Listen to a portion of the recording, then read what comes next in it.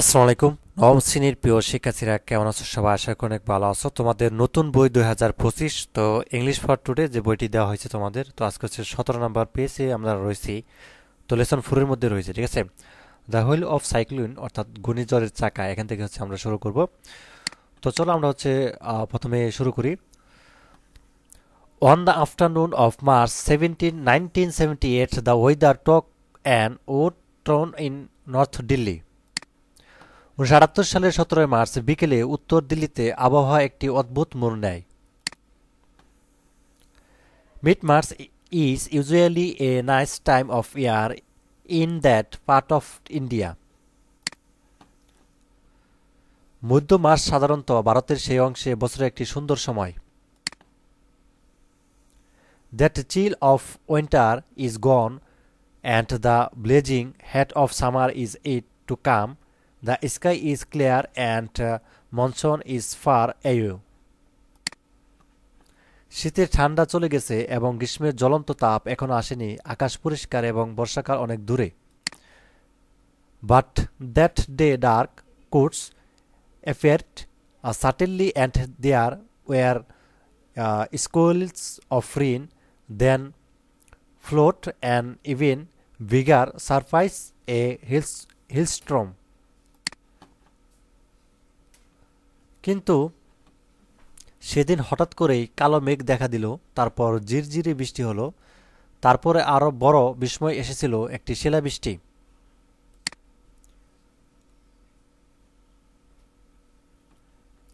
I was then studying for an MA at Delhi University while also working as a part-time journalist. আমি তখন 21 বছর বয়সী এবং দিল্লি বিশ্ববিদ্যালয়ে MA পড়ার পাশাপাশি খণ্ডকালীন সাংবাদিক হিসেবেও কাজ করছিলাম। When the hailstorm broke, I was in a library. আমি তখন শিলাবৃষ্টির সময় আমি একটা লাইব্রেরিতে ছিলাম আর কি। I had a planned to stay late, but the unseasonal weather led to a change of mind and I decided to leave. আমি দেরিতে থাকার পরিকল্পনা করেছিলাম, কিন্তু জ্বর আমাকে চলে যেতে বাধ্য করেছিল। I was on my way back to my room when, on a impulse, I changed direction and dropped in on a friend.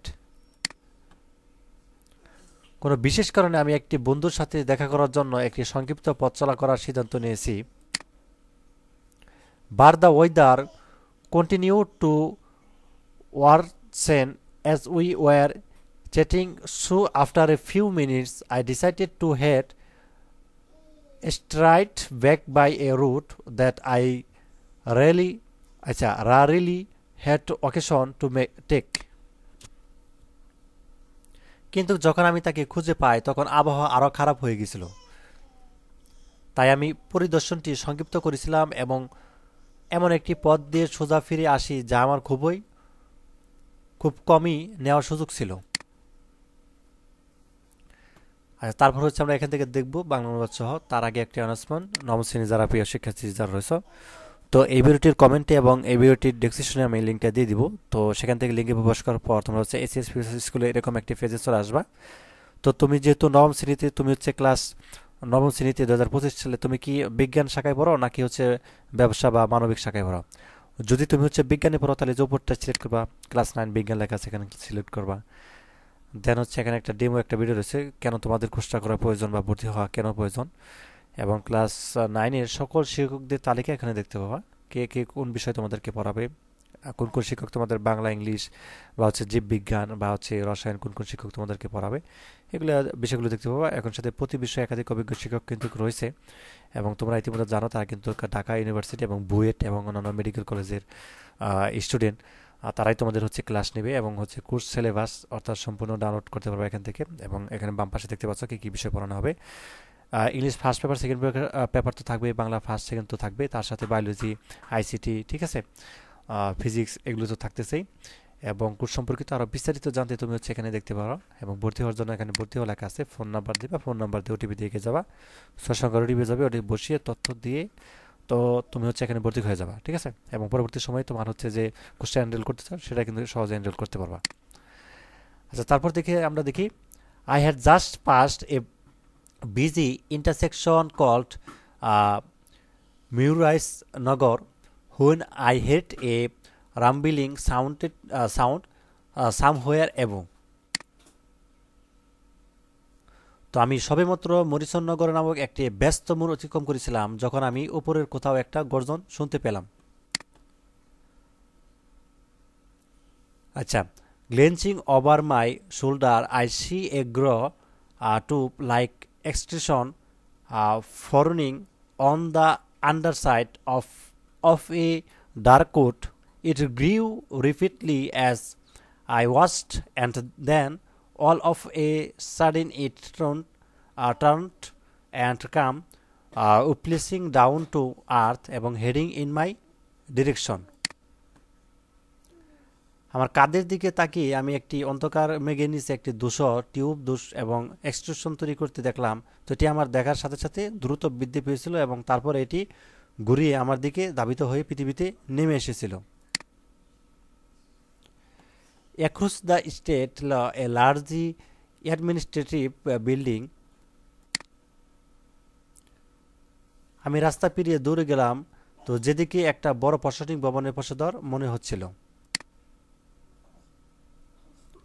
I spent over and headed out what seemed to be an intense, but the glass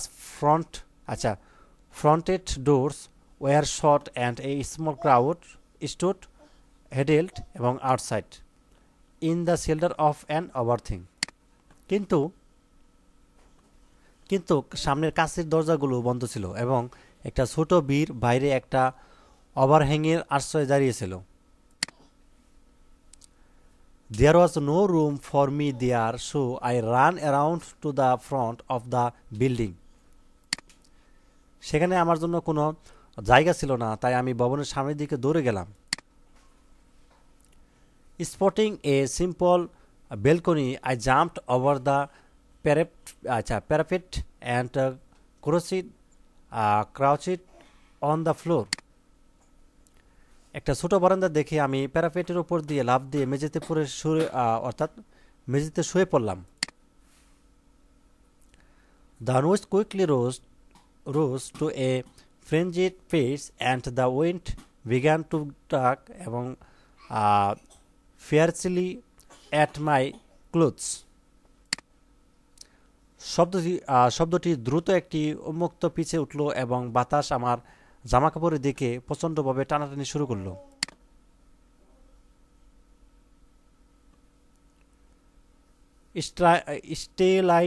Stealing a glance over the parapet, I saw to my astonishment that my surroundings had been darkened by a careening cloud or dust. প্যারাপেটের উপর এক নজর চুরি করে আমি অবাক হয়ে দেখলাম আমার চারপাশ ধুলোর মন্তর মেঘে অন্ধকার হয়ে গেছে।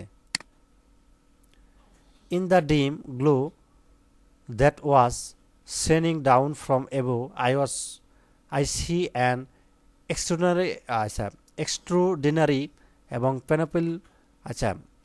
panoply of objects flying fast, bicycle, scooters এবং lamppost, sets of corroded iron, even tea stalls.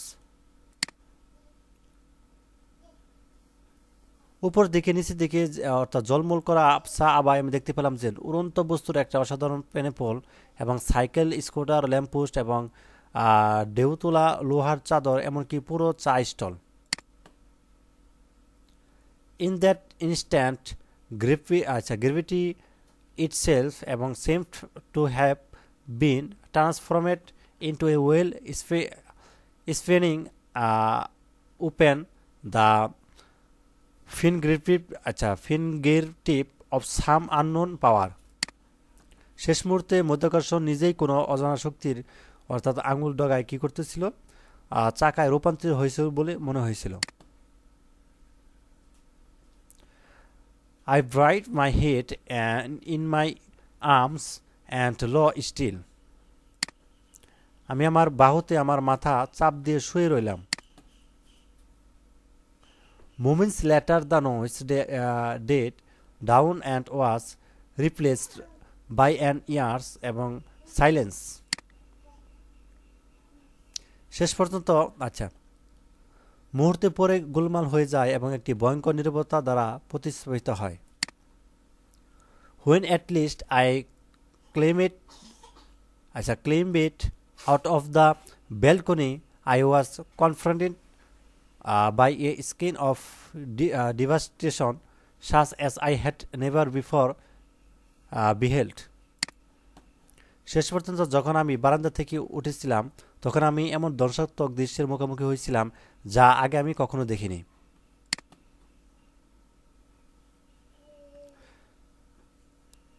Buses lay overturned, scooters set এবং parapet on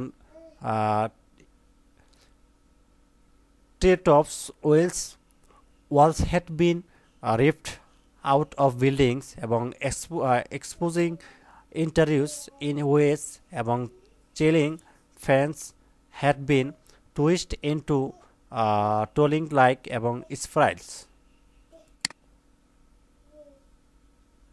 বাসগুলি উল্টে পড়েছিল এবং স্কুটারগুলো গাছের টপে বসেছিল এবং ভবনগুলো দেওয়ালিগুলো ছিঁড়ে ফেলা হয়েছিল। অভ্যন্তরীণ অংশগুলো উন্মোচিত হয়েছিল যেখানে সিলিং ফ্যানগুলো টিউলের মতো অর্থাৎ সুরপিগুলোতে পেঁচানো হয়েছিল। The place where I had first thought to take shelter, the glass fronted এবং doorway had been reduced a jumble of jagged diverse. যে জায়গাটিতে আমি প্রথমে আশ্রয় নেওয়ার কথা ভেবেছিলাম সামনে কাছের দরজাটি অর্থাৎ ঝাঁকুনিযুক্ত ধ্বংসে পরিণত হয়েছিল।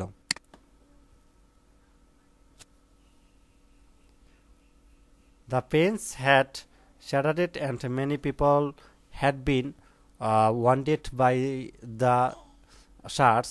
I realized that I too would have been among the injured had a reminded there I walk you in dust. অর্থাৎ ফলকগুলি ছিন্নভিন্ন হয়ে গিয়েছিল এবং অনেক লোক ছিদ্র দ্বারা আহত হয়েছিল। আমি হতভম্ব হয়ে চলে গেলাম। Long afterward, I am not sure exactly when or where I hunted down the Times of India, New Delhi edition March 18. I still have the photocopies I made of it. অনেক পর আমি ঠিক কখন বা কোথায় তা নিশ্চিত নই। আমি 18 মার্চ 1978 সালের Times of India new Delhi সংস্করণটি খুঁজে বের করেছি। আমার কাছে এখনও এটির ফটোকপি রয়েছে।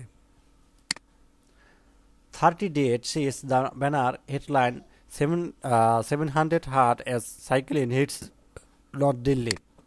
30 মৃত এবং ব্যানার শিরোনাম পড়া সাইক্লোন উত্তর দিল্লিতে আঘাত আনে 700 আহত।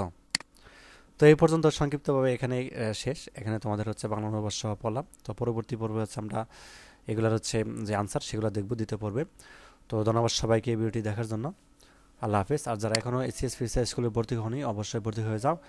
আর যারা তো আমাদের যে চ্যানেল রয়েছে আর যারা স্কুল চ্যানেলে অবশ্যই আমাদের যে প্লে লিস্ট রয়েছে ক্লাস 9-এর ওখান থেকে হচ্ছে তোমার ইংলিশ এবং হচ্ছে গণিতের সমাধান দেখতে পাবা। ওখান থেকে অবশ্যই দেখে নিবা। ঠিক আছে, ধন্যবাদ সবাইকে ভিডিওটি দেখার জন্য। আল্লাহ হাফেজ।